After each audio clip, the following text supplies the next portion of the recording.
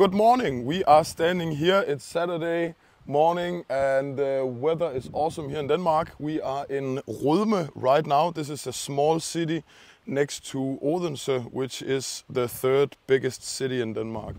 So 5 years ago, we set up a vertical farm in our own living room, and it's become this today. We set up our production here 3 years ago, and we've basically been bootstrapping everything ever since.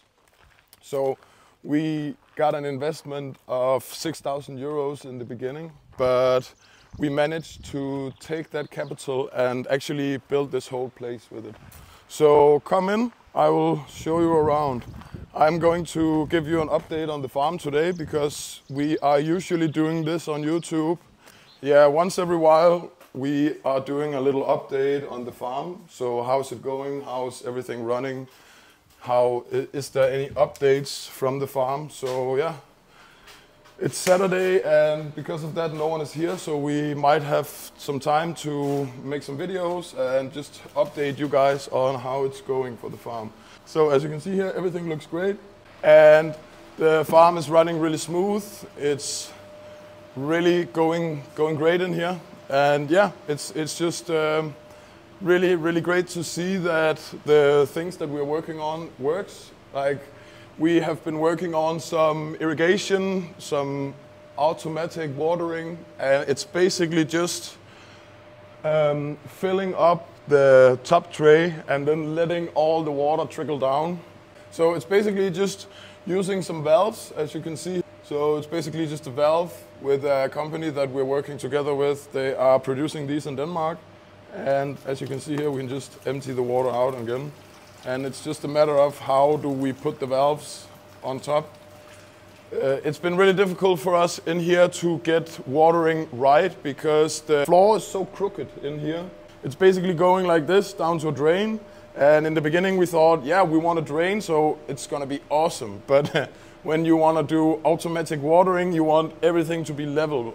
Otherwise, it's just gonna fall down. So we've spent a lot of money. We invested a lot of money. As you can see here, there is a difference between these two systems. And this is the normal system, and this is the system that we raised to actually be level so we can make the watering work. So yeah, very important to have a level surface when you do flood and drain and things like that. So level surfaces and hydroponics is always preferable, of course, yes.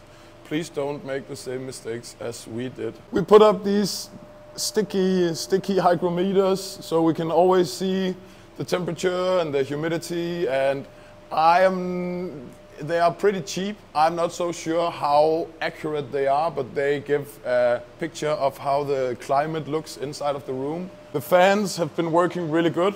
We have limited the amount of mold that we got, and we made sure that everything is not dampening off as much as it were. We get good results when we are putting wind up.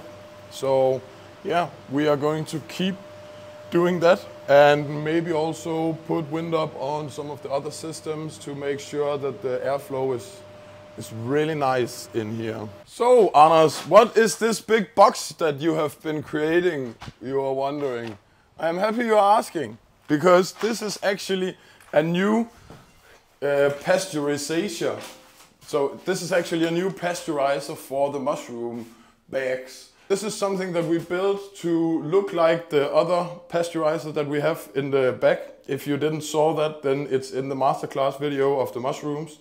But it's basically a big steam bath in here that we are going to pasteurize in. And we hope that we can pasteurize more than just, I think, 200 bags at a time. We think we can do at least 5 times more than that in this one. So it's an old container that we just refitted. We put in isolation and we set up everything to be ready for steam. And now we are almost ready for steam. You can see here all the electronics is plugged in and everything is almost ready to go.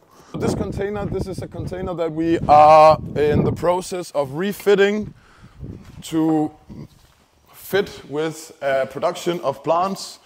We are going to refit these for mushroom farms and for microgreen farms, herbs, salads, you name it. So if you have any requests for this, then let us know. Then we can see if we can help each other. Okay. And yeah, so we got some orders in Asia for these. This is a dripper system. So this is a hose, and this hose is connected with drippers, and these drippers will be connected with these, so like these here. So this is a way to set up an automatic watering system, and you can plug one of each in these in each pot. And with each plant, you know exactly that they get everything they need. So we are making these as well in cooperation with a Danish company called Danvan. Danvan is an awesome irrigation company as well that we like to work with. It's actually their cup. But yeah, so in here we are making all of the drippers, and we usually get really big orders with the drippers all around the world. So we have people lined up here to do all of the work and make sure that it's running. A lot of things happened since last videos. So as you can see here, everything is basically filled up.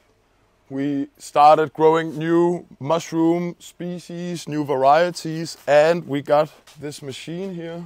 We have this machine. Now it's much easier to mix everything up. We just fill all of the things in, pour in the water, and then it's mixing everything for us. So this has been an awesome investment for sure. Everything is filled up. This machine here is just filling up the bags automatically when we want it and when we are creating them. So we had another company renting this space here, but after we bought the Beyond Coffee company and we invested in all the containers, they wanted less rent, so they moved out, and now we're using this room to make and inoculate the bags. Here we got a lot of trays that we need to clean. We got a lot of things for the mushroom bags. Last thing is of course the containers. We have the compost pile here that we are creating and making more compost of. We got the containers running. Let's see if we can find the containers with the mushrooms, because we usually harvest, yeah, there's some in here.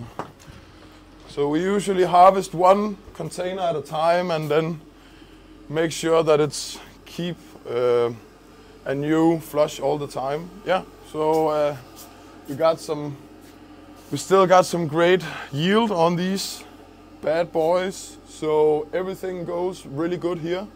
We are starting to grow the pink oyster as well to see how we can make that work. It works pretty good actually, but it's really bad at containing the quality after you pick it. So it's not a mushroom that's good for the supermarkets or things like that, because the time that it takes to go bad is really not that long. Thanks for watching this update of the farm. I hope that you enjoyed the video. I hope you enjoy the content that we are creating. We are focused on helping other vertical farmers, inspiring you to become a vertical farmer and hopefully create your profits. And I hope you got some value from this video. Remember that the channel is for vertical farming content, and we love posting new content. We have been setting up our own farm 5 years ago, and we set up the framework for how we make this work. If you are interested in learning how this framework works, then there's a link in the description of this video so you can see how we can work together. Thanks for watching the video. Remember to subscribe and like it, and I will see you in the next one. See you.